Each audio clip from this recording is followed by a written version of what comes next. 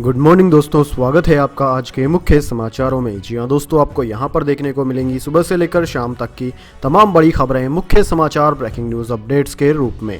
तो दोस्तों, आप सभी लोगों से रिक्वेस्ट है इस वीडियो को ज़्यादा से ज़्यादा लाइक और शेयर करें। तो दोस्तों, सीधे चलते हैं आज की पहली बड़ी खबर की ओर। 1 अप्रैल से भारत दौरे पर नेपाल के प्रधानमंत्री शेर बहादुर देउबा प्रधानमंत्री मोदी से मिलेंगे, मजबूत होंगे द्विपक्षीय संबंध। जी हां दोस्तों, नेपाल के प्रधानमंत्री शेर बहादुर देउबा कार्यभार संभालने के बाद पहली बार विदेश यात्रा पर भारत आ रहे हैं। वे 1 से 3 अप्रैल तक भारत दौरे पर रहेंगे। सूत्रों ने बताया कि देउबा 2 अप्रैल को प्रधानमंत्री नरेंद्र मोदी से मुलाकात करेंगे और आधिकारिक कार्यक्रमों में शामिल होने के अलावा वाराणसी का भी दौरा करेंगे। नेपाल के प्रधानमंत्री की 3 दिवसीय भारत यात्रा का उद्देश्य द्विपक्षीय संबंधों की समीक्षा करना और उन्हें और मजबूत करना है। दोस्तों, शेर बहादुर देउबा जुलाई 2021 में नेपाल के प्रधानमंत्री बने, लेकिन उन्होंने अपने पिछले 4 कार्यकालों में से प्रत्येक के दौरान भारत का दौरा किया है। वे पिछली बार 2017 में भारत आए थे। अब बतौर पीएम यह उनकी 5वीं भारत यात्रा होगी। इसके बाद दोस्तों, अगली बड़ी खबर, मदरसों पर लगाया जाए प्रतिबंध। कर्नाटक के बीजेपी विधायक की सीएम और शिक्षा मंत्री से मांग।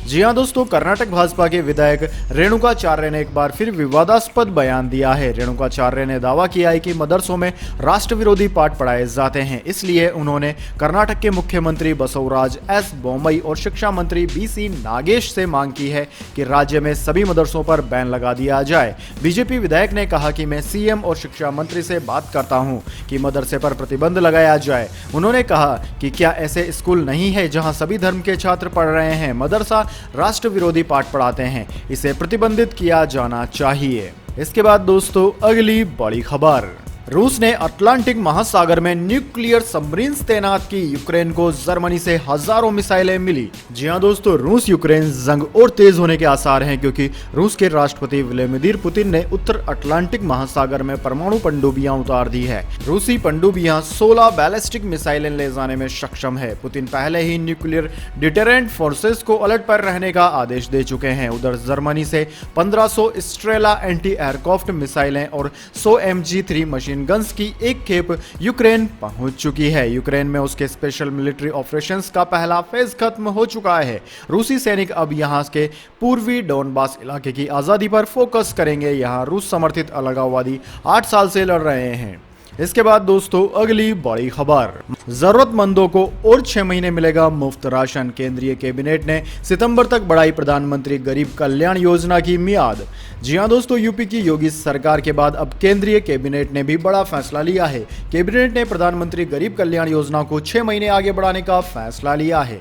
दोस्तों, आपकी जानकारी के लिए बता दें, इससे पहले यूपी में योगी आदित्यनाथ ने सीएम पद की शपथ ग्रहण करने के दूसरे ही दिन यानी कि शनिवार को मुफ्त राशन योजना 3 महीने के लिए बढ़ाई है। पहले यह योजना मार्च 2022 तक थी, लेकिन योगी कैबिनेट की पहली बैठक में इस योजना को 3 माह तक बढ़ाने पर मोहर लगाई गई। इसके बाद दोस्तों, अगली बड़ी खबर, अरविंद केजरीवाल का बीजेपी से सवाल, क्या 8 साल में एक भी कश्मीरी पंडित को घाटी में बसाया? जी हां दोस्तों, दिल्ली के मुख्यमंत्री अरविंद केजरीवाल ने भारतीय जनता पार्टी पर कश्मीरी पंडितों के पलायन पर राजनीति करने का आरोप लगाते हुए शनिवार को सवाल किया कि पार्टी ने बीते 8 साल में कितने लोगों को घाटी में फिर से बसाया है। सीएम केजरीवाल ने आरोप लगाया कि बीजेपी कश्मीरी पंडित और कश्मीर के नाम पर केवल राजनीति कर रही है। उन्होंने एक बार फिर सुझाव दिया कि फिल्म द कश्मीर फाइल्स को यूट्यूब पर अपलोड किया जाना चाहिए। साथ ही कहा कि इससे अब तक हुई कमाई को कश्मीरी पंडितों के कल्याण पर खर्च किया जाना चाहिए। केजरीवाल ने बीजेपी से पूछा, क्या भाजपा ने पिछले 8 वर्षों में एक भी कश्मीरी पंडित परिवार को घाटी में बसाया? उन्होंने कहा कि भाजपा इस मुद्दे पर राजनीति कर रही है। हम मांग करते हैं कि द कश्मीर फाइल्स फिल्म को यूट्यूब पर अपलोड किया जाए। इससे कमाए गए पैसों को कश्मीरी पंडितों के कल्याण पर खर्च किया जाना चाहिए। इसके बाद दोस्तों, अगली बड़ी खबर, पोलैंड में निकला अमेरिकी राष्ट्रपति बाइडेन का गुस्सा, पुतिन को बता दिया कसाई। जी हां दोस्तों, पोलैंड के वारसा में यूक्रेनी शरणार्थियों से मिलने के बाद रूसी राष्ट्रपति व्लादिमीर पुतिन पर अमेरिकी राष्ट्रपति जो बाइडेन ने हमला बोला। उन्होंने रूसी राष्ट्रपति पुतिन को कसाई करार दिया। अमेरिकी राष्ट्रपति जो बाइडेन ने शरणार्थियों से कहा कि उन बच्चों में से हर एक ने कहा कि मेरे पिताजी, मेरे दादा, मेरे भाई के लिए प्रार्थना करो जो वहां लड़ रहे हैं। मुझे याद है कि जब आपका कोई युद्ध क्षेत्र में होता है तो आप हर सुबह उठते हैं और आश्चर्य करते हैं। इसके बाद दोस्तों अगली बड़ी खबर, महंगाई के मुद्दे पर घंटियां ड्रम बजाकर सरकार के खिलाफ बिगुल फूकेगी कांग्रेस। जी हां दोस्तों, कांग्रेस ने पेट्रोल, डीजल, गैस जैसी आवश्यक वस्तुओं की लगातार बढ़ती महंगाई को लेकर सरकार के खिलाफ बिगुल फूकने का फैसला किया है। कांग्रेस इस गुरुवार को सुबह 11 बजे ड्रम और घंटियां बजाकर आंदोलन छेड़ेगी। कांग्रेस के मुख्य प्रवक्ता रणदीप सुरजेवाला ने शनिवार को महंगाई मुक्त भारत अभियान का ऐलान किया। सुरजेवाला ने कहा कि बीजेपी द्वारा पैदा की गई यह महंगाई केवल अमीरों को फायदा पहुंचाती है और बाकी सबको कुचल देती है। कांग्रेस प्रवक्ता ने कहा कि एक तरफ कमाई कम हो रही है तो दूसरी तरफ महंगाई का लगातार झटका दे रही है। देश की जनता को तिल तिल कर तड़पाने का काम सरकार कर रही है, इससे हर कोई परेशान है। सुरजेवाला ने बताया कि सोनिया गांधी के निर्देश पर महासचिव और प्रभारियों ने बैठक की है। इस बैठक में फैसला किया गया कि महंगाई मुक्त भारत अभियान 3 चरणों में चलाया जाएगा। इसके बाद दोस्तों अगली बड़ी खबर, देश में इंटरनेशनल फ्लाइट्स आज से भरेंगी उड़ान, केंद्र सरकार ने यात्रियों को दी बड़ी राहत।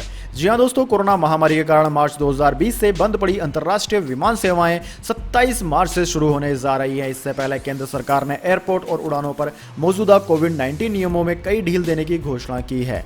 दोस्तों, नागरिक उड्डयन मंत्रालय के नए नियमों के अनुसार केबिन क्रू मेंबर्स को अब पर्सनल प्रोटेक्टिव इक्विपमेंट किट पहनने की जरूरत नहीं है और एयरपोर्ट पर सुरक्षाकर्मी जरूरत पड़ने पर यात्रियों की तलाशी फिर से शुरू कर सकते हैं। सरकार ने घोषणा की है कि एयरलाइंस को भी इंटरनेशनल फ्लाइट में मेडिकल इमरजेंसी के लिए 3 सीटें खाली रखने की जरूरत नहीं है। केंद्र ने एयर ऑपरेशंस के बेहतर संचालन की सुविधा को ध्यान में रखते हुए इन नियमों में ढील दी है। नागरिक उड्डयन मंत्रालय ने अपने आदेश में कहा कि देश में हाई लेवल वैक्सीनेशन के साथ साथ कोरोना वायरस संक्रमण की संख्या में गिरावट जारी है। इसके बाद दोस्तों अगली बड़ी खबर, पश्चिम बंगाल वीरभूमि हिंसा की जांच के बीच मिला विस्फोटकों का जखीरा, 40 क्रूड बम बरामद। जी हां दोस्तों, पश्चिम बंगाल के वीरभूमि जिले के रामपुर हाट में 40 देसी बम बरामद किए गए हैं। बमों को 4 बाल्टियों में छिपाकर एक निर्माणाधीन मकान के पिछले हिस्से में रखा गया था। मामले को लेकर वीरभूमि के पुलिस अधीक्षक नागेंद्र नाथ त्रिपाठी का कहना है कि जांच पड़ताल जारी है। दोस्तों, पुलिस सूत्रों के अनुसार शुक्रवार से अब तक पूरे वीरभूमि में कुल 170 देसी बम बरामद हुए हैं। आज रामपुर हाट के बोगटुई गांव से सटे मार्गग्राम में एक निर्माणाधीन इमारत से पुलिस ने कच्चे बम से भरी 4 और बाल्टियां बरामद की, जिनमें करीब 40 बम थे। शुक्रवार को 5 बाल्टी कच्चे बम मार्गग्राम से ही बरामद हुए थे। पश्चिम बंगाल के वीरभूमि हिंसा मामले में सीबीआई अब एक्शन मोड में आ गई है। इसके बाद दोस्तों अगली बड़ी खबर, आईपीएल 2022 बतौर कप्तान टॉस के लिए उतरते ही रविंद्र जडेजा ने तोड़ा मनीष पांडे का रिकॉर्ड। जी हां दोस्तों, आईपीएल 2022 का शनिवार को मुंबई के वानखेड़े स्टेडियम में आगाज defending champion Chennai super Kings और कोलकाता नाइट राइडर्स के मुकाबले के साथ हुआ। पिछली बार खिताबी मुकाबले में भिड़ने वाली दोनों टीमें इस बार नए कप्तान के साथ टूर्नामेंट में उतरी है। दोस्तों, एमएस धोनी ने 15वें सीजन के आगाज से ठीक पहले टीम की कमान रविंद्र जडेजा के हाथ में सौंप दी। वहीं केकेआर ने सुरेश अय्यर को टीम का नया कप्तान बनाया। जडेजा चेन्नई की कप्तानी करने वाले तीसरे खिलाड़ी हैं। दोस्तों, वानखेड़े स्टेडियम में 15वें सीजन के उद्घाटन मुकाबले में रविंद्र जडेजा जैसे ही मैदान पर टॉस के लिए उतरे, उन्होंने आईपीएल में बतौर खिलाड़ी सबसे ज्यादा मैच खेलने के बाद टीम की कमान संभालने का रिकॉर्ड कायम कर दिया। जडेजा आईपीएल में 200 मैच खेलने के बाद पहली बार टीम की कप्तानी संभालने वाले पहले खिलाड़ी बन गए हैं। इसके बाद दोस्तों अगली बड़ी खबर, बॉक्स ऑफिस पर ट्रिपल आर की आंधी, आरआरआर की 257 करोड़ की वर्ल्ड वाइड ओपनिंग, बाहुबली 2 को पीछे छोड़ा, ऑस्ट्रेलिया में बैटमैन का रिकॉर्ड तोड़ा। जी हां दोस्तों, फिल्म आरआरआर को पूरी दुनिया में जबरदस्त ओपनिंग मिली है। पहले ही दिन फिल्म ने 257 करोड़ रुपए का बिजनेस किया, जो किसी भी भारतीय फिल्म के लिए सबसे बड़ा ओपनिंग डे कलेक्शन है। विदेश में भी आरआरआर की धूम है। ऑस्ट्रेलिया में फिल्म ने हॉलीवुड की बैटमैन को भी पीछे छोड़ दिया है। दोस्तों, ओवरसीज में फिल्म की कमाई 78 करोड़ रुपए है। 550 करोड़ से ज्यादा के बजट में बनी इस फिल्म को अकेले आंध्र प्रदेश और दूसरे तमिल स्टेट्स में 120 करोड़ की ओपनिंग मिली। ये भी किसी एक स्टेट के लिहाज से रिकॉर्ड कलेक्शन है। दोस्तों, मनोबाला विजय बालन ने सोशल मीडिया पर पोस्ट शेयर कर बताया कि आरआर ने ओपनिंग डे पर ही 257 करोड़ रुपए से ज्यादा का वर्ल्ड वाइड ग्रॉस कलेक्शन कर लिया। मनोबाला ने फिल्म को ऐतिहासिक बताते हुए कहा कि ट्रिपल आर दुनिया भर में पहले दिन सबसे ज्यादा कमाई करने वाली पहली इंडियन फिल्म बन गई है। दोस्तों आपकी जानकारी के लिए बता दें, एस राजामौली की बाहुबली ने पहले दिन वर्ल्ड वाइड 75 करोड़ और बाहुबली 2 ने 217 करोड़ की कमाई की थी। इस हिसाब से RRR ने बाहुबली 2 के रिकॉर्ड को भी तोड़ दिया। RRR का डायरेक्शन भी एस राजामौली ने ही किया है। इसके बाद दोस्तों अगली बड़ी खबर, द कश्मीर फाइल्स के बाद नए विवाद में फंसे विवेक अग्निहोत्री, थाने में दर्ज हुई शिकायत।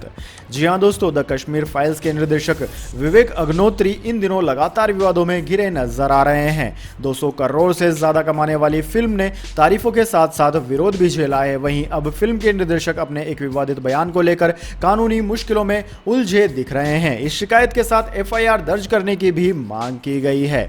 दरअसल दोस्तों कश्मीर फाइल्स के निर्देशक द्वारा हाल ही में दिए गए बयान भोपाली माने समलैंगिक के खिलाफ मुंबई में पुलिस से शिकायत की गई और उनके खिलाफ मानहानि और अन्य धाराओं के तहत FIR दर्ज करने का अनुरोध किया गया। एक पुलिस अधिकारी ने शनिवार को बताया कि विवेक अग्निहोत्री के खिलाफ शिकायत वर्सोवा पुलिस थाने में पत्रकार और celebrity PR manager Rohit Pandey ने अपने वकील अली काशिफ खान देशमुख के जरिए दर्ज कराई है। दोस्तों अधिकारी ने बताया कि इस शिकायत में कहा गया है कि द कश्मीर फाइल्स के निर्देशक ने मीडिया को दिए इंटरव्यू में जानबूझकर निर्दयतापूर्ण और दुर्भावनापूर्ण तरीके से भोपालियों को समलैंगिक कहकर रोहित पांडे के मूल निवास स्थान भोपाल का असम्मान और अपमान किया। अधिकारी ने पुष्टि की कि इस संबंध में लिखित शिकायत मिली है।